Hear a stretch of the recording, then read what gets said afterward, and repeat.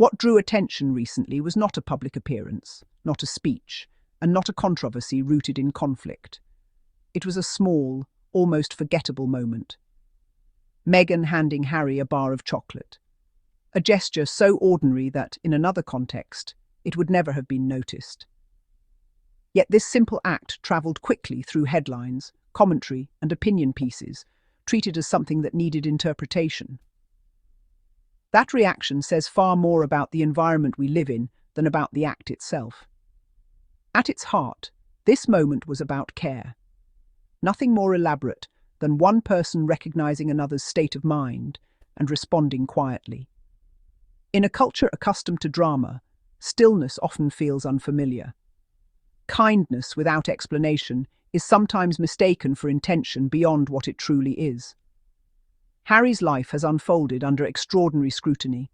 From a very young age, he experienced loss in a way that few people ever do, and he did so in full public view. That kind of experience does not disappear with age or status. It settles into memory, into the nervous system, into the way a person carries stress. When pressure becomes constant, even small acts of grounding matter more than they appear. Over the years, expectations have followed him closely. Expectations about duty, behavior, loyalty, silence, and strength. Those expectations did not lessen when he stepped away from royal life. In many ways, they intensified, reshaped into new forms of judgment and critique. Meghan entered this world from the outside and was met with an intensity that surprised many observers. Every choice examined, every word reinterpreted, every moment weighed against an imagined standard. Existing under that level of scrutiny requires not only confidence, but emotional stamina. It also requires refuge, a space where performance is not required. That is where this small gesture belongs. Not in the realm of strategy, but in the realm of everyday partnership. One person seeing another reach the edge of fatigue and offering something familiar and comforting. No message attached, no explanation offered. The impulse to dissect such a moment reveals how deeply suspicion has embedded itself in public discourse. When kindness is framed as manipulation, it reflects a discomfort with simplicity. We have grown accustomed to believing that nothing exists without motive, that tenderness must serve a purpose beyond care. For many people, especially those who have sustained long relationships, this moment feels immediately recognizable. Love, when it matures, changes shape. It becomes quieter, less demonstrative, more intuitive. It shows itself in awareness rather than announcement. It looks like knowing when to speak and when not to. It looks like noticing exhaustion before it is voiced.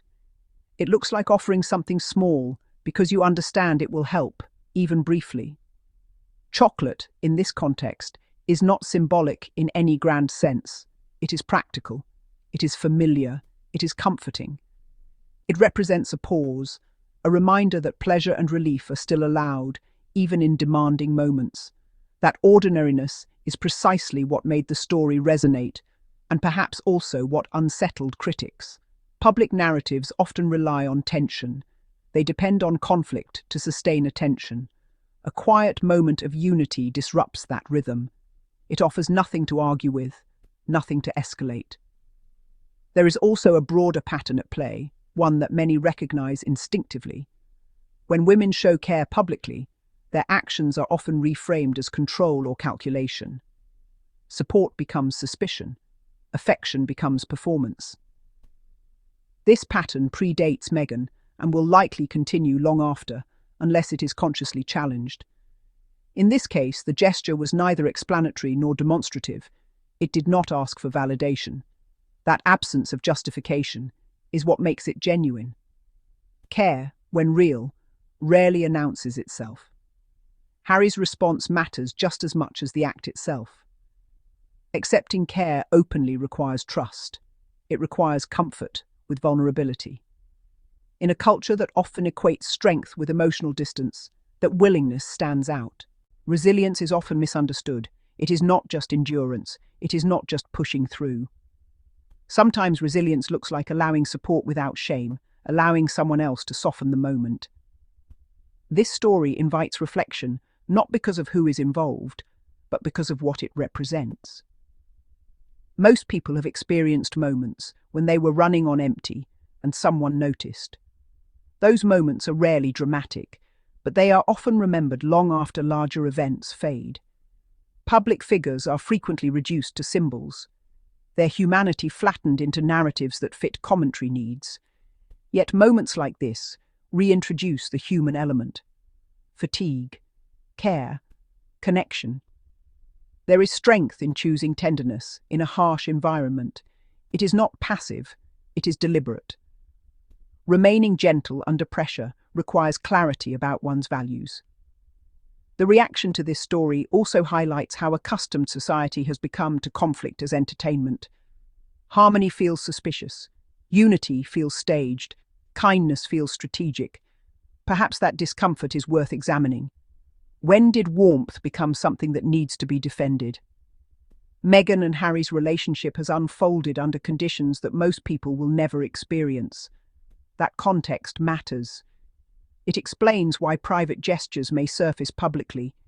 When external forces are relentless, internal support becomes essential. This moment was not a message. It was maintenance, a way of preserving connection amid pressure. Long-term partnerships often rely on these moments, not declarations, but continuity, not spectacle, but steadiness. The kind of love that adapts rather than performs.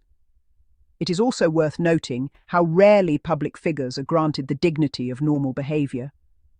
We expect symbolism at every turn. When something ordinary occurs, it feels disorienting. Allowing people to exist without narrative assignment is an act of generosity. It resists the urge to extract meaning where none was intended. This story does not need expansion. Its significance lies in its restraint. It reminds us that care does not require justification, that love does not need to be defended, that softness can coexist with strength.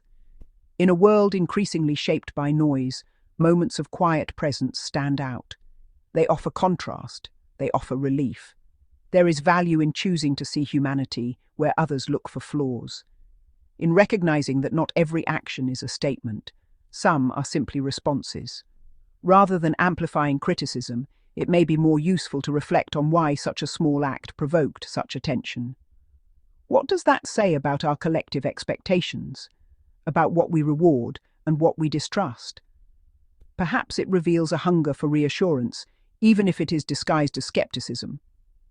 The most enduring relationships are built not on constant excitement, but on repeated, unremarkable acts of care. Those acts accumulate. They create safety. They sustain people through uncertainty. This moment reflects that reality.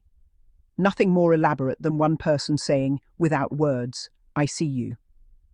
It also challenges the assumption that visibility diminishes authenticity. Public does not automatically mean performative. Sometimes it simply means witnessed. There is room for more generosity in how we interpret moments like this, more willingness to accept kindness at face value. Because ultimately, this story does not change anything significant. It does not alter policy. It does not reshape institutions. It does something quieter. It reminds people that even under intense scrutiny, care can remain intact, that love can still be expressed simply. That support does not have to be dramatic to be meaningful. And sometimes, the most human moments are the ones that resist explanation altogether. A bar of chocolate offered at the right time. A pause in the noise. A reminder that connection still matters. Those moments may never dominate headlines for long, but they linger in memory.